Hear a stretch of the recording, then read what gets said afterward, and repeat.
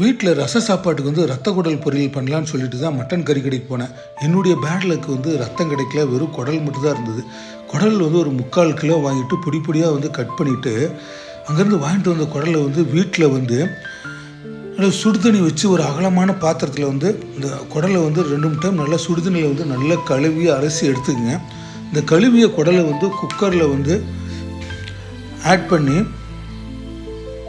அதுக்கு வந்து தேவையான அளவு, அதாவது கொஞ்சமாக வந்து ஒரு மஞ்சத்தூள் ஆட் பண்ணிவிட்டு டேஸ்ட்டுக்கு தகுந்த கல் உப்பு, குடல் முழுகிற அளவுக்கு சுடுதண்ணி ஊற்றி அடுப்பற்ற வச்சு கூடவே வந்து ஒரு காரத்துக்கு வந்து ஒரு ஸ்பூன் வந்து மிளகாத்தூளையும் ஆட் பண்ணிவிட்டு குக்கர் மூடி போட்டு ஒரு 10 சவுண்டு விட்டு ஆஃப் பண்ணிடுங்க.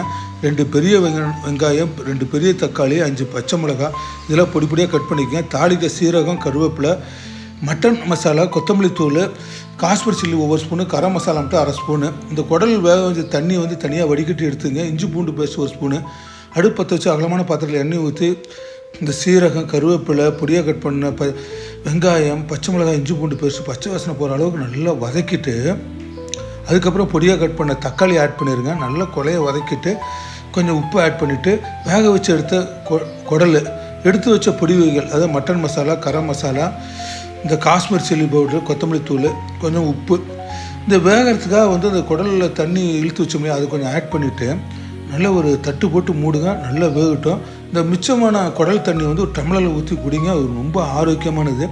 நல்லா தட்டு ஓப்பன் பண்ணிவிட்டு அப்பப்போ நல்லா கிளறி விடுங்க. நல்ல ஒரு கடைசியாக வந்து அடுப்பு சிம்மில் வந்து ஒரு 10 நிமிஷம் அப்படியே வேகட்டும். அப்போ தான் குடல் நல்லா வேகும். கடைசியாக வந்து கொத்தமல்லி தழை தூவி இறக்குங்க. இந்த குடல் வறுவல் வந்து சூப்பராக